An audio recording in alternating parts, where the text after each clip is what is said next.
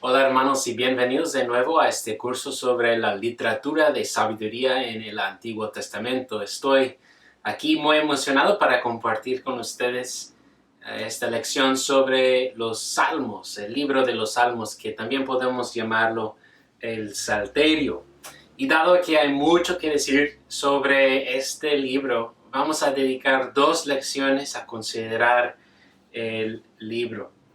Y vamos a hoy examinar pues la estructura, el propósito y el mensaje del libro en general. Estamos viendo la perspectiva panorámica de este libro completo. Y la próxima vez, en la siguiente lección, vamos a estudiar los varios tipos de los salmos y también los usos de los salmos en la vida cristiana. Pero como siempre quiero lanzar la misma pregunta al comenzar aquí. ¿Cómo es que amplifica nuestro entendimiento de la sabiduría el libro de los Salmos? ¿Qué nos da en cuanto a información sobre la sabiduría? Y vamos a ver, hermanos, que este libro es una gran ayuda en nuestro viaje en búsqueda de la sabiduría porque guía a nosotros completamente, guía nuestro ser total en el camino hacia la bienaventuranza, es decir, el estado dichoso con Dios. Los 3 libros principales de la sabiduría que ya hemos considerado, Proverbios, Job y Eclesiastés, son principalmente naturaleza instructivas y didácticas. Mientras que el Cantar de los Cantares y el Salterio, que vamos a considerar, son más únicos en su naturaleza. Podemos decir que el Salterio es tanto instructivo como emotivo. Es didáctico y a la vez terapéutico. Es expresivo y formativo. Nos toma de la mano y del corazón, por decirlo, y nos conduce hacia la bienaventuranza, la verdadera felicidad con Dios. Por eso, sobre la naturaleza del Salterio, famosamente Juan Calvino ha dicho: me ha acostumbrado a llamar este libro una anatomía de todas las partes del alma, porque no solo hay una emoción, porque no hay una emoción de la que cualquiera pueda ser consciente que no esté aquí representada como en un espejo. O mejor dicho, el Espíritu Santo ha atraído a la vida todos los dolores, miedos, dudas, esperanzas, afanes, perplejidades, en fin, todas las emociones con las que la mente de los hombres tiende a agitarse. Todo eso se encuentra y se representa aquí en este libro de los Salmos. Entonces así Dios nos guía por la mano, por el corazón, hacia la bienaventuranza. Y eso será nuestro viaje hoy al considerarlo. Y primero vamos a considerar el título y la composición de este libro. Brevemente, el título que tenemos en español, Salmos. Los Salmos proviene de la traducción en griega, Salmus, en griego del original, Mismar, que significa en hebreo Mismar, melodía de alabanza. Pero el libro en hebreo, según los judíos, tiene nombre Tehilim, que significa cánticos de alabanza. Entonces, en general, los dos nombres, títulos se tratan del mismo, que este libro es sobre, o más bien es una antología de los cánticos, canciones, poemas para el pueblo de Dios y para dirigirnos en oración y alabanza al Señor. Y acerca de la composición aquí, principalmente se considera un... perdón. Y acerca de la composición de este libro, principalmente se considera un libro de David, el rey David, porque la mayoría de los salmos fueron escritos por él. Pero incluye también salmos de varios otros autores. Por ejemplo, algunos son atribuidos a Salomón, su hijo. Uno es de Moisés, Salmo 90. 11 son de los hijos de Coré. Y 12 son de los perdón. Y 12 son de Asaf, que era un sacerdote que servía en el templo, en el sacerdocio, durante el reino de David. Hay muchos autores entonces, y dado también a su gran estructura y las divisiones de dentro del libro mismo, es evidente que todos los salmos fueron compuestos y unidos en el formato que tenemos hoy día en nuestras Biblias, en el tiempo después del exilio en Israel, alrededor de 400 años antes de la llegada y nacimiento de Cristo Jesús. Evidencia de esta composición larga y tarde en la historia de redención se encuentra aún en el mismo principio del libro, con los dos primeros salmos que no son atribuidos a David. Y eso nos dirige al siguiente punto, la gran entrada al Salterio. La entrada con los primeros dos salmos que forman como, por decirlo, una puerta doble aquí para nosotros, que forma para nosotros una entrada de puertas dobles.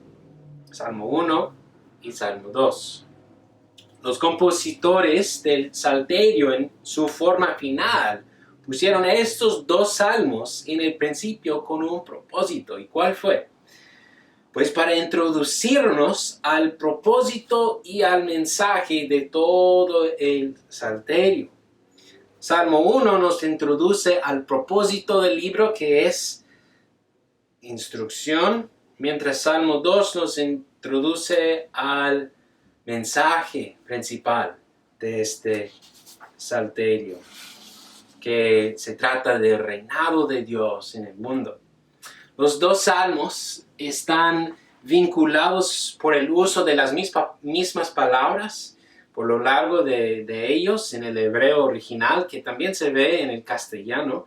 Por ejemplo, en Salmo 1:6, ahí contiene las palabras perecer y camino, y luego se repiten las palabras nuevamente en Salmo 2:12, y entonces parecer y camino otra vez. Además, el verbo para meditar en Salmo 1 y tramar en versículo 1 de Salmo 2 es el mismo verbo en hebreo.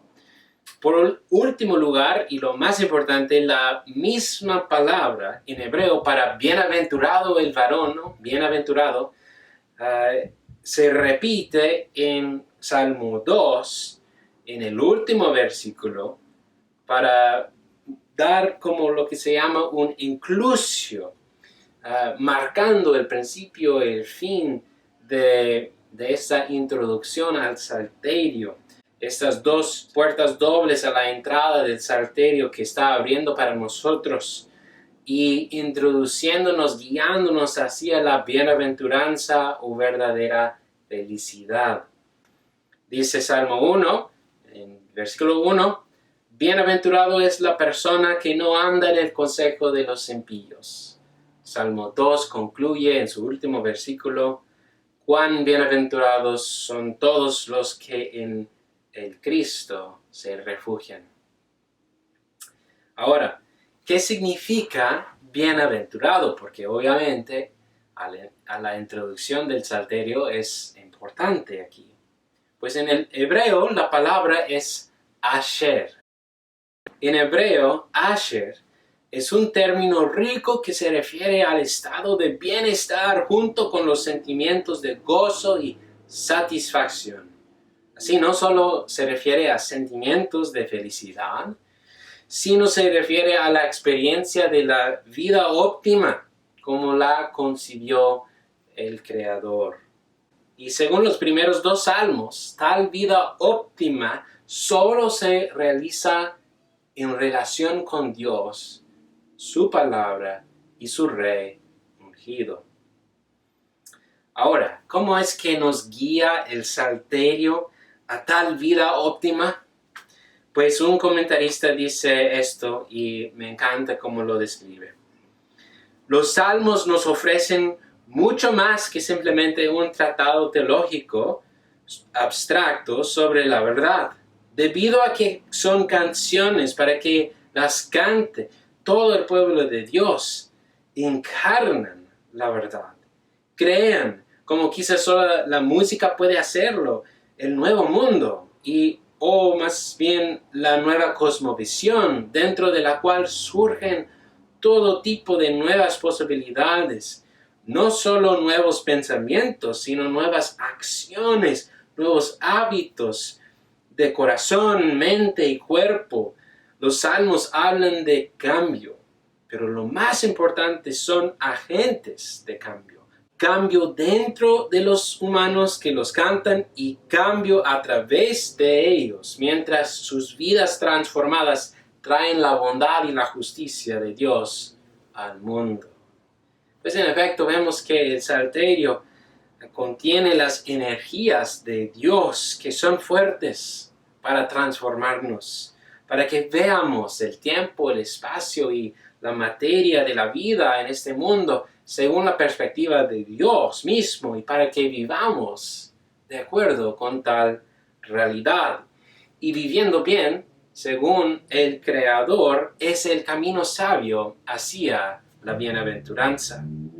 Tal vez ahora la idea más fundamental que necesitamos comprender sobre la realidad de esta vida y lo que va a instruirnos este salterio es que Dios reina en este mundo. Dios está reinando y Salmo 2 nos introduce al tema dominante de todos los salmos, de todo el salterio, el reinado del Señor nuestro Dios. Escuchen conmigo cómo presenta a Dios en versículo 4, y esta es una traducción literal del Salmo del hebreo. El que se sienta en los cielos se ríe. El que se sienta en los cielos se ríe. El concepto aquí, hermanos, es que Él está sentado en su trono celestial como rey sobre toda su creación. Y las conspiraciones de los reyes y gobernantes, líderes terrenales para desechar a Dios o ignorar su reinado en el mundo son motivo de risa para nuestro Dios. Y eso me recuerda de una ilustración muy buena del predicador Pablo Washer. Y él dice que si todos los líderes más poderosos y inteligentes del mundo se unieran en guerra contra Dios para matarlo y desecharlo, sería tan patético como un grupo de niños pequeños tratando de conquistar a España o toda Europa con pistolas de agua. Es ridículo, es motivo de risa para Dios. Al final de cuentas, Dios ha reinado y va a reinar para siempre. Y a pesar de las circunstancias en nuestra vida, Dios sigue reinando. Y eso será el mensaje general de todos los salmos. Todos juntos quieren convencernos de esta gran realidad para que vivamos de acuerdo con ella, con fe, obediencia y esperanza, en particular con la esperanza de que Dios va a enviar de nuevo su rey ungido, su rey humano, representante de Dios en este mundo, escogido por Dios para heredar las naciones y reinar sobre todo como su representante en el mundo, poniendo orden al caos que existe. Y ese es el hijo de David. Según las promesas que Dios dio a David, el Hijo de Dios, el Mesías prometido, a quien conocemos como Cristo Jesús. La intención de Dios para todas las naciones, para toda su creación, es que abracen la bienaventuranza, tal vida óptima que solamente se encuentra en sumisión reverente al Hijo de Dios, al Rey ungido. Y quiero leer para ustedes esta sección de Salmo 2 para que escuchemos el mensaje central del Salterio. Dios responde al motín de las naciones en contra de él, diciendo así: pero yo mismo he consagrado a mi Rey sobre Sión, mi santo monte. Ciertamente anunciaré el decreto del Señor que me dijo: mi hijo eres tú, yo te he engendrado hoy. Pídeme y te daré las naciones como herencia tuya, y como posesión tuya los confines de la tierra. Tú los quebrantarás con vara de hierro, los desmenuzarás como vaso de alfarero. Ahora pues, oh reyes, muestran discernimiento, reciban amonestación, oh jueces de la tierra, adoren al Señor con reverencia y alégrense con temblor, honren al Hijo para que no se enoje y perezcan en el camino, pues puede inflamarse de repente su ira. Cuán bienaventurados son todos los que en Él se refugian. Eso es el mensaje del libro de los Salmos.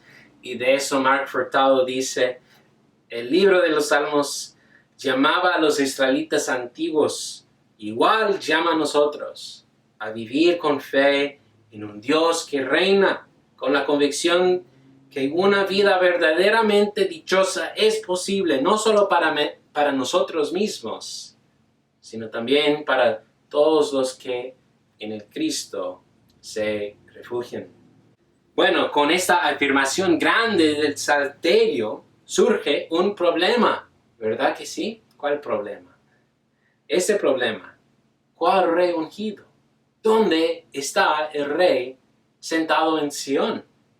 Pues no se ve.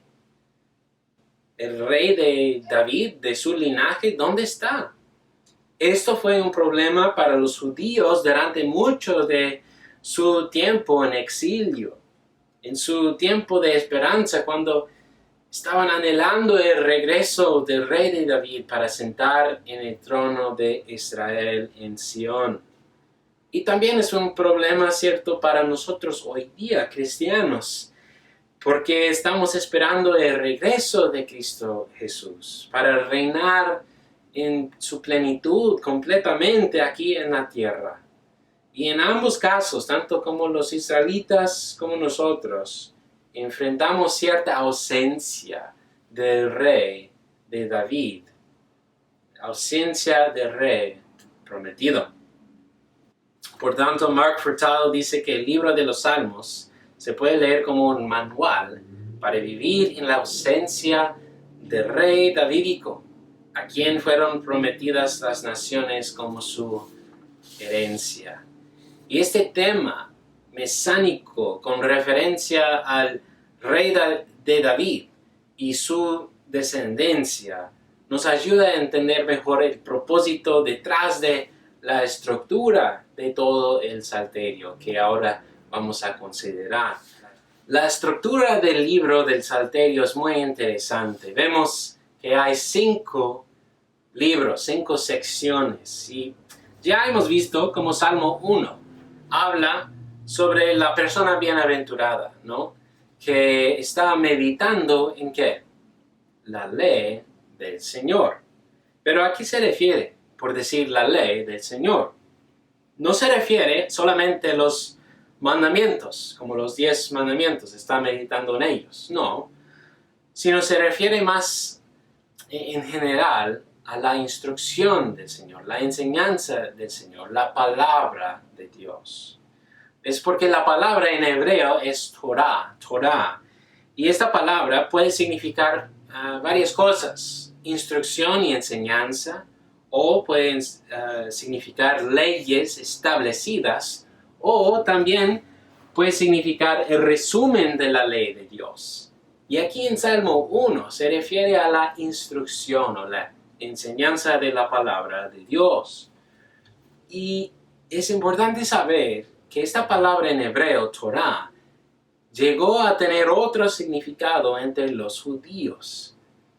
En particular, se refiere a los 5 libros de Moisés, o sea, el Pentateuco. Tales libros de Moisés formaron lo que los judíos llaman el Torah. Y evidencia de eso se encuentra en la Biblia misma, en el libro de Esdras, capítulo 7, donde la frase la ley de Moisés y la ley del Señor se usan indistintamente. Se refieren a la misma cosa, la ley de Dios, la ley de Moisés. Entonces, Salmo 1 está llamándonos a meditar en los primeros 5 libros de Moisés. Y así vamos a crecer en la sabiduría de Dios por meditar en la palabra de Dios. Así es bienaventuranza. Pero hay más aquí. Tomando eso en consideración, no es coincidencia que el Salterio mismo está dividido en 5 libros. 5 libros. Son los 5 libros de David. Y así podemos llamar el Salterio el Torah de David. Y hay que interpretar la exhortación que encontramos en Salmo 1 de meditar en el Torah del Señor, no solamente como exhortación a meditar en los escritos de Moisés, pero también para meditar en esos 5 libros de David. Y cada uno de los 5 libros del Salterio concluye para nosotros con una doxología, y así está marcando la división en el texto mismo de la Biblia, para marcar dónde se encuentra el comienzo y el fin de cada libro. Y esta es la estructura. El primer libro, Salmo 1 hasta 41.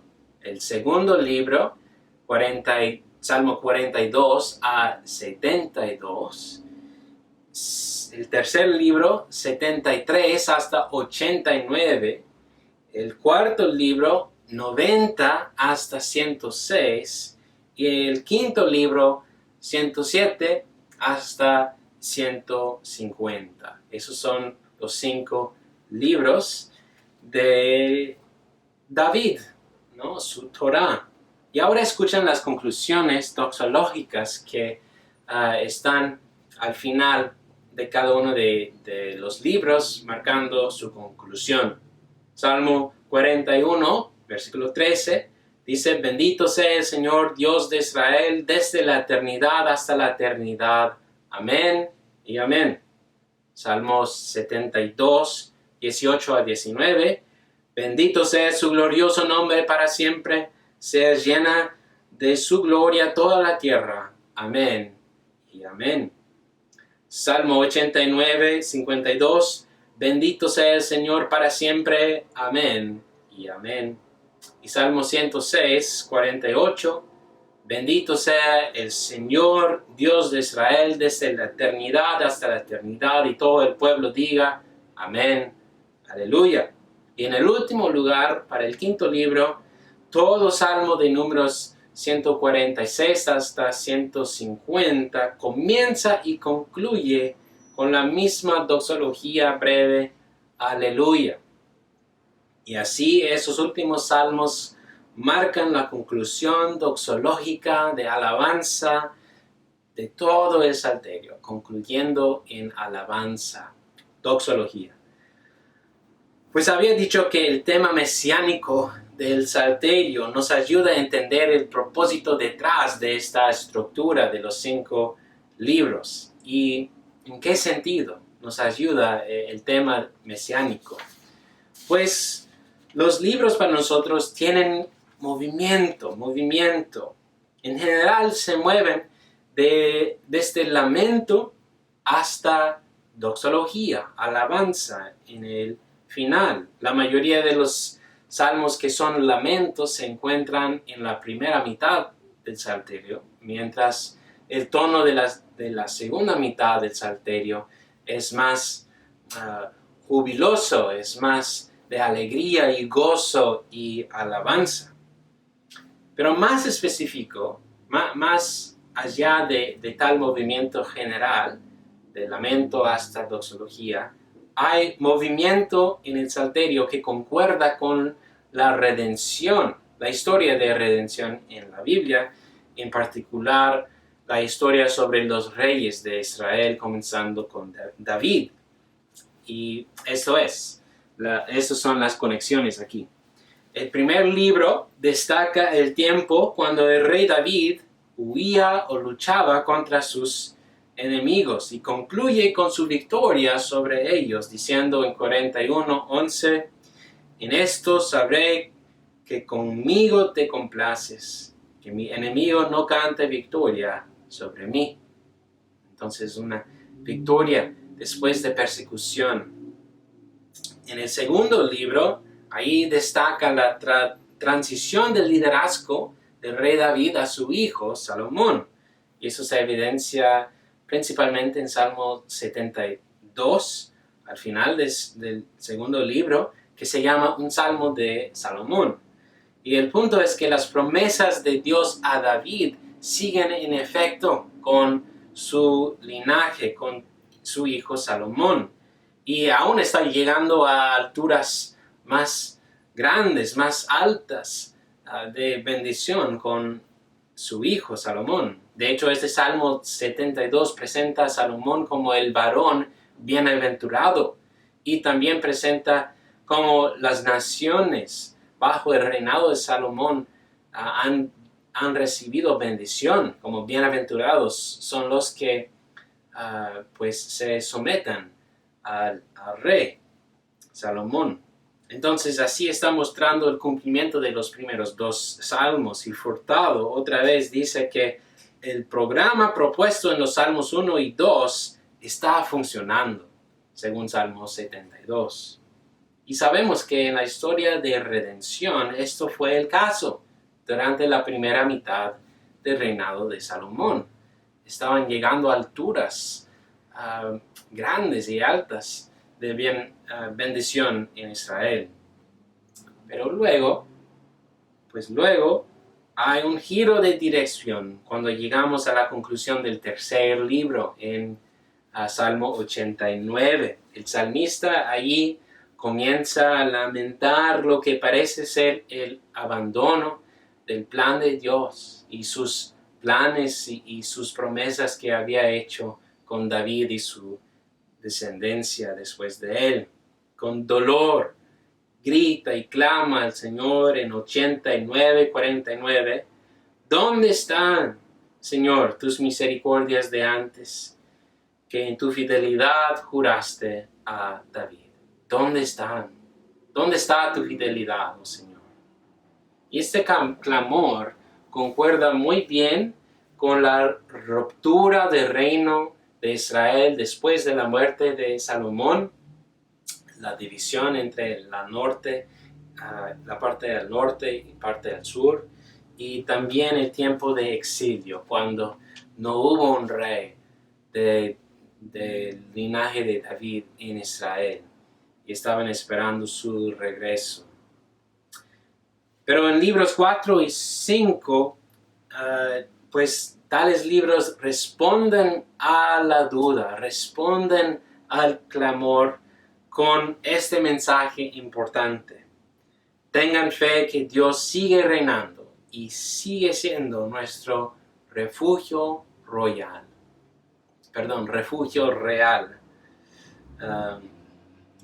Bueno, y no es coincidencia que Salmo 90, aquí al comienzo del cuarto libro, es el único salmo de Moisés, y así está recordándonos del tiempo de Moisés cuando no hubo un rey de David, no hubo un rey humano entre Israel, sino Dios era su rey. Y así está recordándonos que a pesar de que no haya un rey humano, Dios sigue siendo rey, sigue reinando y va a reinar para siempre. Y así está estableciendo nuestra confianza en el reinado de Dios. Además, el Señor, tu Rey, está diciendo, Él va a venir de nuevo a juzgar a las naciones y poner en orden su buena creación. Eso se evidencia en Salmos 96 y 97. Y en esos dos últimos libros encontramos las promesas conectadas a la llegada del Señor mismo para juzgar y reinar. Y no solamente el Señor mismo, pero también su Rey ungido del linaje de David que va a venir. Y por ejemplo, Salmo 118, 25 a 26 habla de eso cuando dice, te rogamos, Señor, sálvanos ahora.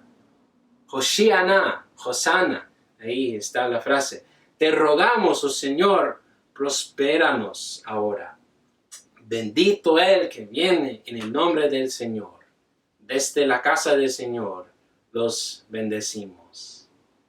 Y ahora por este lado de la llegada, encarnación, ministerio, muerte y resurrección de nuestro Señor Jesucristo, sabemos como tal esperanza de la gloria venidera con la llegada del Señor mismo y también su Rey ungido se hizo una realidad con Cristo, con su encarnación, con su sufrimiento hasta la cruz, con su resurrección de entre los muertos. Y por tanto vemos a través de toda la estructura del Salterio, con todos estos 5 libros y su movimiento, no solamente una descripción poética de la historia de redención y la historia de los reyes en Israel, pero en particular es un retrato hermoso de nuestro Señor Jesucristo, quien fue perseguido por sus enemigos hasta muerte en la cruz.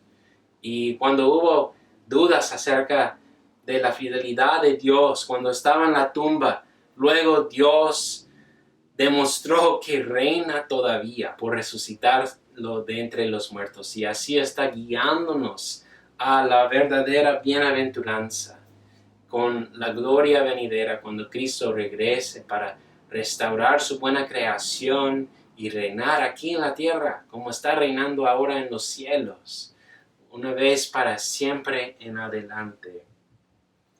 Es importante, pues, hermanos, al concluir, darnos cuenta de esto, que no hay solamente algunos salmos del Salterio que se tratan de Cristo, que son mesiánicos, más bien todo el Salterio es mesiánico, con esta estructura grande y con su movimiento en conexión con la historia de redención. Y es mejor comprender que todo el Salterio está señalándonos a Cristo.